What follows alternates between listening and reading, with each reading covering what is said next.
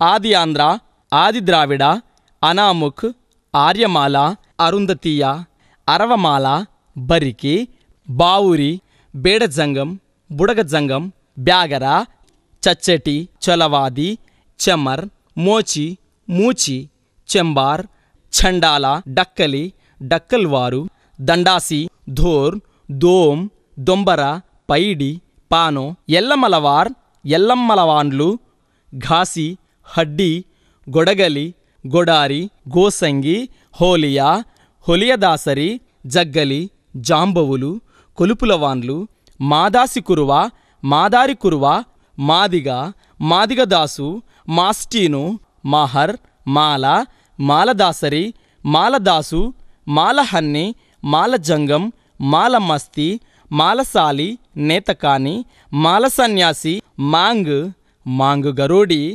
మన్నె, మస్తి, మెహతార్, మాతంగి, మిత్తల్ అయ్యల్వార్, ముండాల, పాకి, మోతి, తోటి, పంబాడ, పంబండ, పామిడి, పంచమపరయ, రెల్లి, సమగార, సంబాన్, సప్రు, సిందోళ్ళు, చిందోళ్ళు.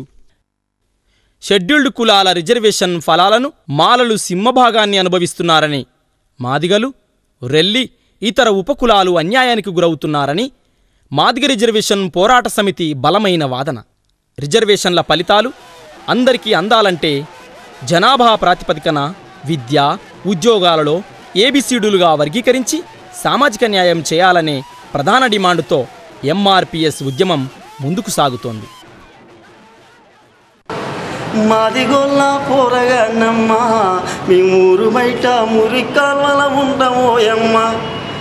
చెప్పు చేసి అలకంది వచ్చినోళ్ళను చేరదీసి కాలికిచ్చిన మాదిగొల్లామే, ఓ అన్నల్లారా ఆకలితో ఉంటున్నామే. 1979లో పంజాబ్, హర్యానా స్టేట్లో ఎస్ఎల్ని రెండుగా విభజించేసి ఇద్దరి మధ్యన వర్గీకరణ జరిగింది.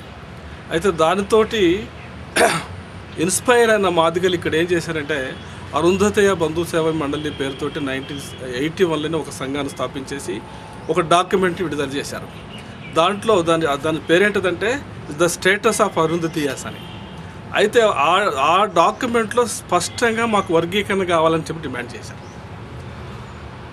ఆ తర్వాత ఆదిజంబవ అరుంధతీయ సమాఖ్య అనే ఒక సంఘం వచ్చింది. ఆ సంఘం కూడా అదే డిమాండ్ని ముందు తీసుకుపోయి ఫస్ట్ టైం నెల్లూరులో ఒక పెద్ద మీటింగ్ పెట్టి ఆ మీటింగ్ ద్వారా ఏబీసీలు అనే ఒక డిమాండ్ని గ్రామానికి చేర్చింది.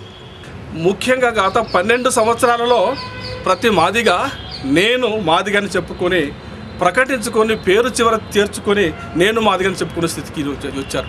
రిజర్వేషన్ల ఫలితాలు కేవలం 4 ఉద్యోగాలు పంపిణీకి మాత్రం పరిమితం కాలే.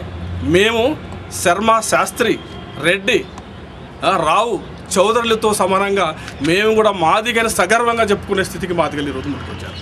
అయితే ఒక రకంగా రిజర్వేషన్ల వర్గీకరణ ఉద్యమం అనేది ఒక ఆత్మగౌరవ పోరాట ఉద్యమంగా పరిణమించింది. అస్తిత్వ ఉద్యమాలలో ఇది చాలా ముఖ్యమైన ఉద్యమంగా నేను ఫీల్ అవుతున్నా. ముందు కులాల పరంగా ఎవరి వాటా వాళ్ళు పంచుకోవడం అనేది మొదటి డిమాండ్ ఏబిసిడి. అంటే రిజర్వేషన్లు అన్ని కులాలకు ఎవరి నిష్పత్తి ప్రకారం అందడానికి జరుగుతున్న ప్రయత్నమే మాదిగ దండలో ఏబిసిడి పోరాటం. 50 ఏళ్ళుగా ఉమ్మడి రిజర్వేషన్లు ఉంటే మాకు దక్కిన ఉద్యోగాలు 20,000 అంటే రామారామి మాకు సంవత్సరానికి 400 ఉద్యోగాలు కూడా రాలేదు. కానీ ఏబిసిడి అమలు జరిగింది 4 ఏళ్ళు మాత్రమే. ఈ 4 ఏళ్లలో మాకు 20,000 ఉద్యోగాలు వచ్చినాయి. అంటే ప్రతి సంవత్సరానికి మాకు రామారామి 5,000 ఉద్యోగాలు వచ్చినాయి. అంటే ఏబిసిడి లేకపోతే మాకు సంవత్సరానికి 400, ఏబిసిడి ఉంటే మాకు సంవత్సరానికి 5,000. దీన్ని బట్టి మేము ఎన్ని రేట్లు మేము నష్టపోయామో స్పష్టంగా కనిపిస్తున్నది కదా. అందువల్ల సమపంపిణీ ఎవరికి రావాల్సిన వాటా వాళ్ళకి దక్కనంత కాలం ఈ దోపిడీ చేసే వర్గంతో సమానమైన అవకాశాలు పొందలేదు.